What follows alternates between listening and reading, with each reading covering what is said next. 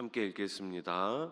그러나 내가 내 화려함을 믿고 내 명성을 가지고 행음하되 지나가는 모든 자와 더불어 음란을 많이 행함으로 내 몸이 그들의 것이 되도다.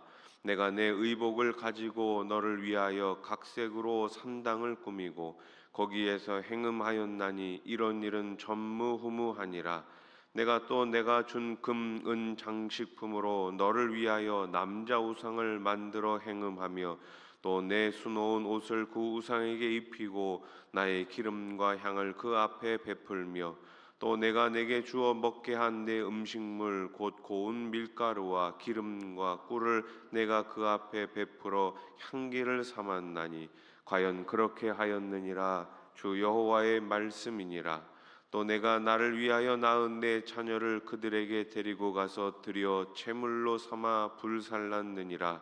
내가 내 음행을 작은 일로 여겨서 나의 자녀들을 죽여 우상에게 넘겨 불 가운데로 지나가게 하였느냐. 내가 어렸을 때에 벌거벗은 몸이었으며 피투성이가 되어서 발짓하던 것을 기억하지 아니하고 내가 모든 가증한 일과 음란을 행하였느니라. 아멘. 우리나라 속담에 이런 말이 있죠. 물에 빠진 놈 건져냈더니 뭐 내놓으라고요? 보따리 내놓으라고요. 큰 은혜를 입고도 감사는커녕 도리어 해를 끼치는 사람을 일컫는 말입니다. 본문에 묘사된 예루살렘의 모습이 딱 그러했습니다. 하나님이 피투성이었던 그녀를 왕후로 세워주셨지만 그녀는 그 사랑을 배반하고 자기 자신을 스스로 더럽히는 길로 나갔습니다. 하나님 앞에서 과연 우리의 모습은 어떠한지 오늘 말씀을 통해 생각해 보고자 합니다. 하나님은 핏덩이 같았던 예루살렘을 지극정성으로 보살피시고 마침내 왕후의 자리까지 높여주십니다. 하지만 예루살렘은 이 은혜를 배반했습니다. 자신의 화려함을 믿고 그 명성을 내세워 영적 간음을 일삼았어요. 15절 말씀을 다시 보세요. 그러나 내가 내 화려함을 믿고 내 명성을 가지고 행음하되 지나가는 모든 자와 더불어 음란을 많이 행함으로 내 몸이 그들의 것이 되도다. 아멘. 우리의 몸은 누구의 것이어야 됩니까? 주님의 것이어야 합니다. 주님께서 그 우리의 모든 죄를 당신의 피로, 당신의 그 십자가 죽음으로 대속해 주셨는데 어떻게 우리가 다시 우리의 몸을 우상에게 이 세상에 드릴 수 있겠습니까? 하나님께 받은 은혜를 잊은 거예요. 하나님의 은혜로 아름다워졌으면서도 그 아름다움을 타락의 도구로 삼았습니다. 성도는 하나님께 받은 복이 하나님에게서 멀어지는 원인이 되지 않도록 늘 경계해야 합니다. 우리 삶 가운데 하나님께서 주신 복이 얼마나 많습니까? 그렇다면 내가 받은 그 복을 기억하면서 그 복으로 말미암아 하나님을 더 잘 섬기고 하나님과 더 친밀한 교제 가운데 예배와 신앙생활을 해나가는 것은 너무나 당연하지 않습니까? 그런데 지금 어떤 일이 일어나고 있는 거예요? 하나님께 받은 복을 가지고 하나님께 멀어져 가고 있는 거예요. 풍요로운 때에 하나님을 잊기 쉬운 인간의 연약함을 우리는 잊어서는 안 됩니다. 예루살렘은 하나님이 은혜로 주신 것들을 우상에게 갖다 바치며 점점 더 깊은 타락에 빠집니다. 급기야 우상에게 자녀를 제물로 바치는 지경에까지 이르렀어요. 21절 말씀, 나의 자녀들을 죽여 우상에게 넘겨 불 가운데로 지나가게 하였느냐. 아멘. 우상 숭배는 단순한 잘못이 아니라 하나님과의 언약을 저버리는 영적 간음입니다. 하나님이 주신 생명을 우상에게 바쳤다는 것은 은혜에 대한 참담한 배신이에요. 성도는 마음 깊이 숨겨진 우상 숭배적 사고를 철저히 경계해야 합니다.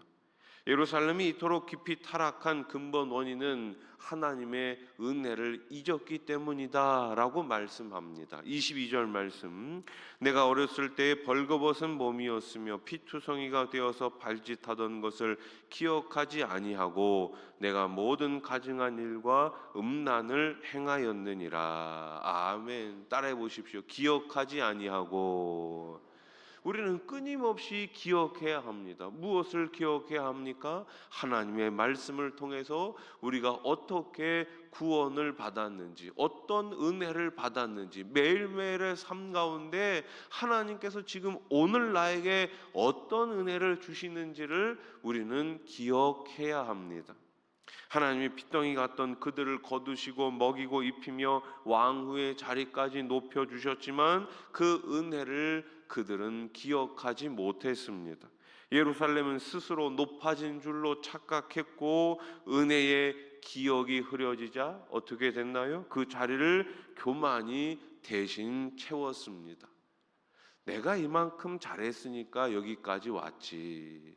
하나님의 은혜를 잊어버리는 순간 교만이 그 자리를 대신하게 된 거예요.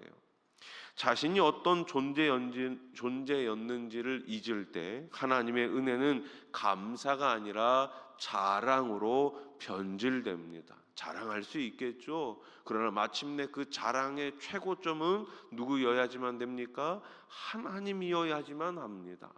하나님이어야지만 합니다.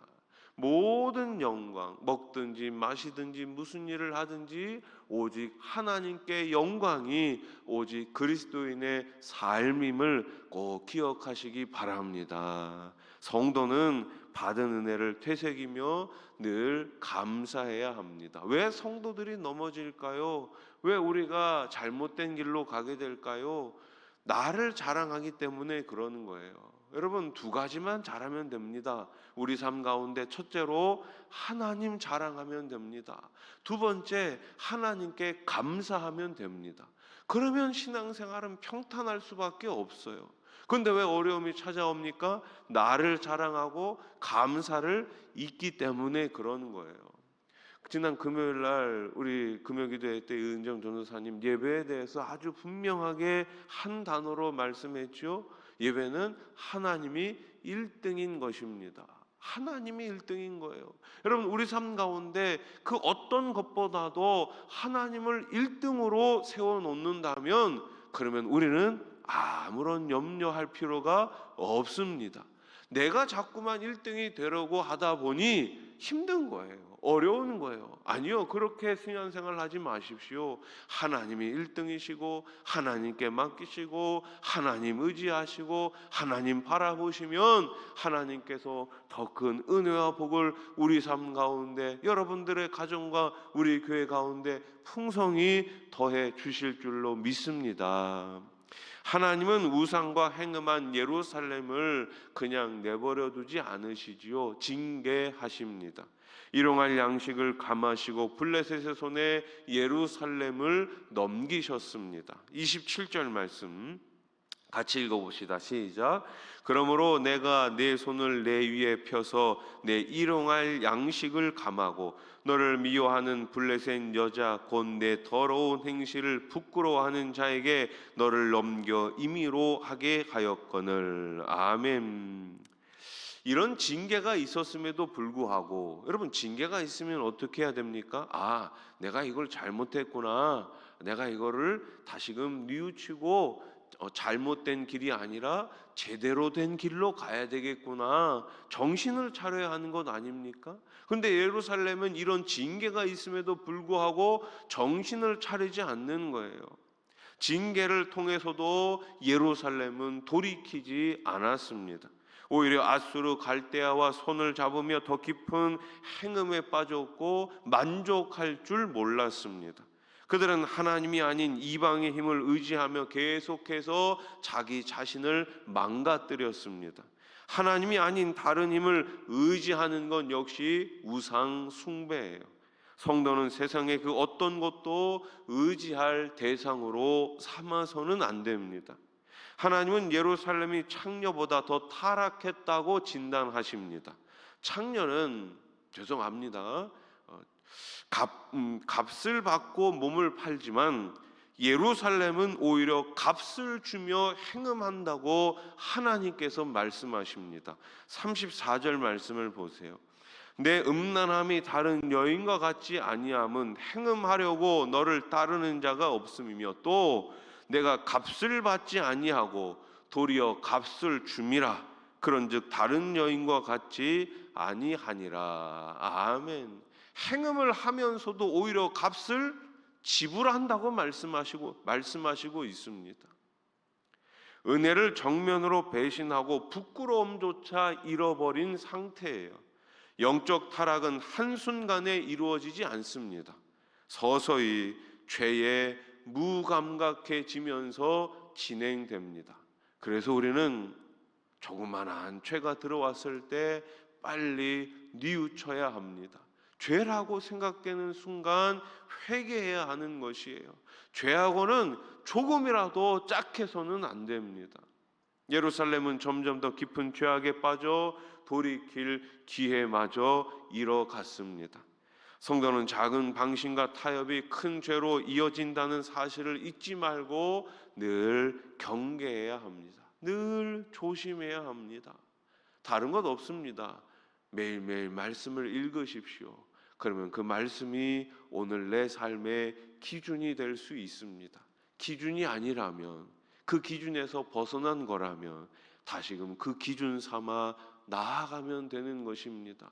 왜 사람들이 계속 딴 길로 갑니까? 기준에서 멀어지기 때문에 그러는 거예요. 여러분, 하나님의 말씀이 기준입니다. 오늘 이 새벽에도 기준 대신 하나님의 말씀을 더욱더 사랑하시고 기준으로 돌아오시기 바랍니다. 말씀을 정리해 봅시다. 은혜를 잊는 순간 타락이 시작됩니다. 단순히 은혜를 잊는 것에서 끝나지 않아요. 은혜를 잊는 순간 타락은 순식간에 찾아옵니다. 이스라엘은 우상 숭배와 이방에 대한 의존이라는 두 가지 큰 죄악을 범했습니다. 그들은 하나님께 받은 은혜를 망각하고 어리석은 선택을 했고 그 결과 하나님의 심판으로 망하게 됐습니다. 이스라엘이 저지른 어리석은 행실의 결말을 우리는 늘 거울로 삼아야 합니다. 그리고 어떠한 위기 앞에서도 오직 우리 하나님 아버지만 신뢰함으로 역경 속에서 살아계신 하나님을 매일매일 경험하실 수 있기를 우리 주님의 이름으로 축원합니다. 기도드리겠습니다. 하나님 아버지, 우리가 날마다 기억해야 하는 것이 무엇입니까?